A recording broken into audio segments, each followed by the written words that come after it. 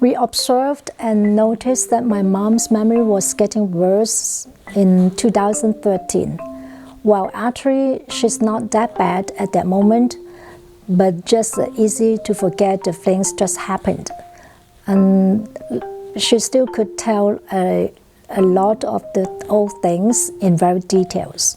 We went to attend the seminar, and then we learned how to take care of the AD people. So we attend the seminar, and then we read some books and so and so.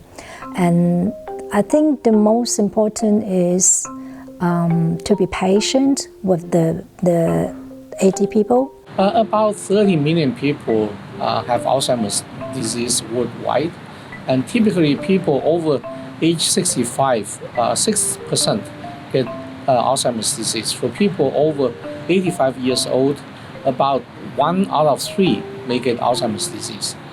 In 2017, actually, and her case was getting worse. She liked to hide something, and then she said and she complained about someone stole her things. She would complain about the maid stole all her things, her purse, her keys, and she liked to hide things in somewhere, but eventually she forgot where did she hide. She can hide in somewhere you couldn't imagine where it could be.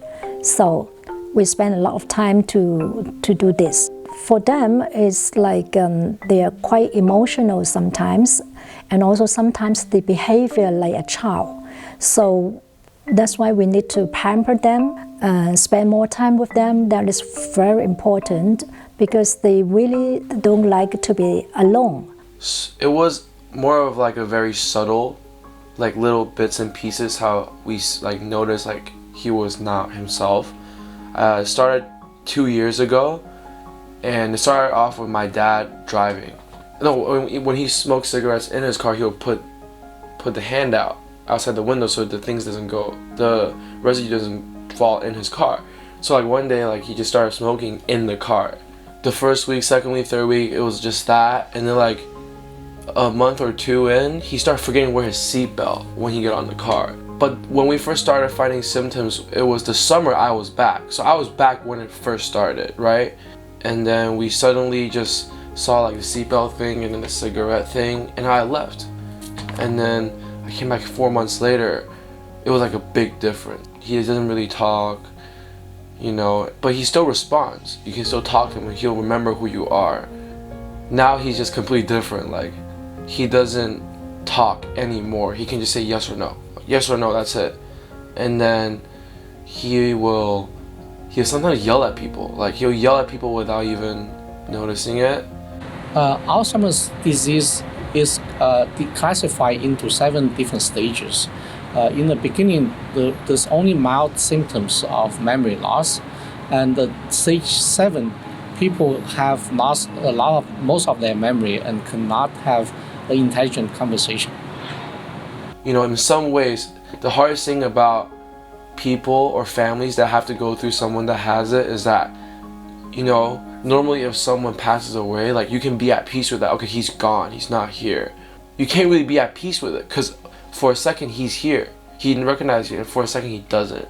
I think that's the hardest thing. So it's a 24/7 job. I have a driver and 2 maids, and 3 of them are almost not enough.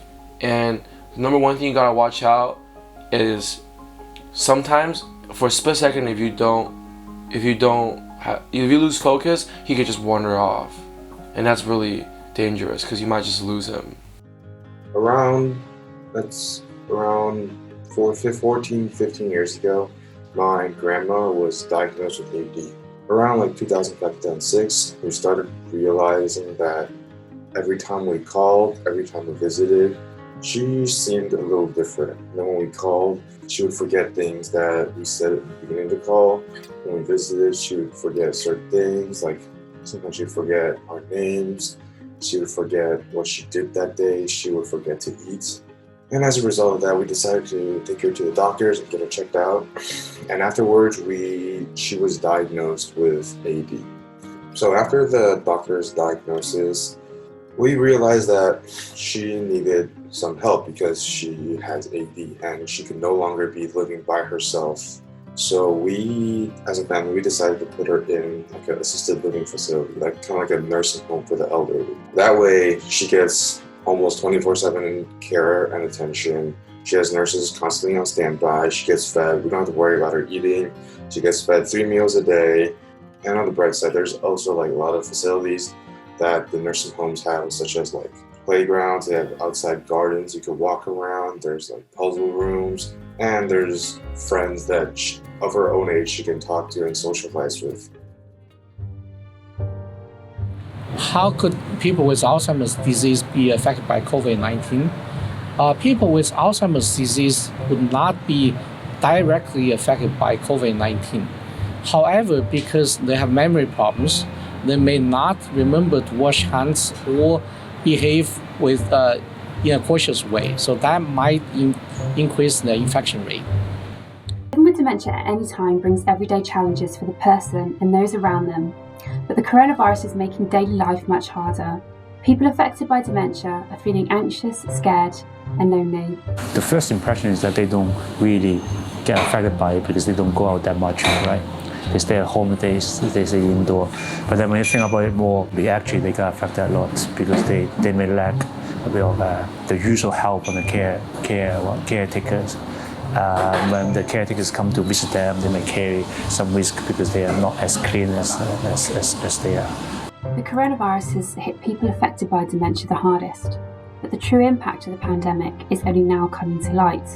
1 in 4 deaths have been of people with dementia, while 82% of people have reported an accelerated decline in their condition as a result of lockdown. Because of the constraint of mobility, they may get impacted more in terms of their psychological health. They will feel more lonely than other times because we are not allowed to go visit them as freely as usual, right? So other things like we should, stay in touch with them more, even by calling or by other virtual means, may help to keep them psychologically healthy and sound. So like I would say, to look on the brighter side of things, how I always looked at it is, at least he's in a peaceful place, right? So when he's awake, when his conscience is there, just be there for the person, and he's always happy. Whenever he's conscious, he'll know that his family is next to him, right?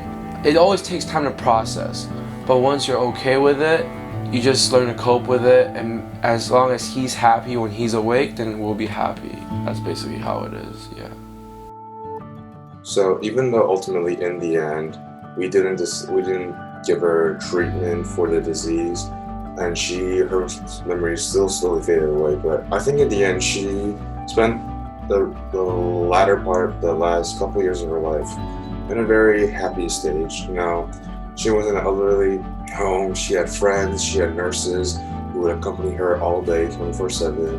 She would go to church every week at the facility, and she would have friends to talk to, people to socialize with, and I think that was good for her.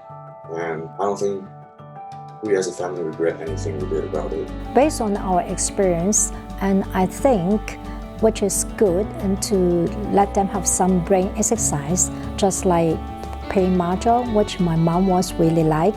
And I think they also need more encouragement instead of blame them. They need you to accompany them more, to be patient with them. I think because we really spent a lot of time with her, so I think that is very important for her. Every pound donated to Alzheimer's Society will make a real difference to people affected by dementia.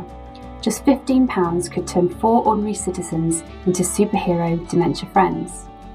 The Dementia Friends initiative aims to improve society's understanding of dementia and identify the small actions that we can all take that will make a big difference to someone living with dementia. From helping someone to find the right bus, to spreading the word about dementia on social media, every action counts. £25 can allow 156 people to access Talking Point. Talking Point is our online community where anyone affected by dementia can connect with someone who is going through a similar experience. They can receive valuable support and feel less isolated. It's free and open day and night. And £50 will enable 5 people to call our helpline. Our Dementia Connect support line is there to help at what can often be a time of crisis for somebody living with dementia. This lifeline is open 7 days a week and is for anybody who needs personalised information, support, and during this challenging time, coronavirus advice.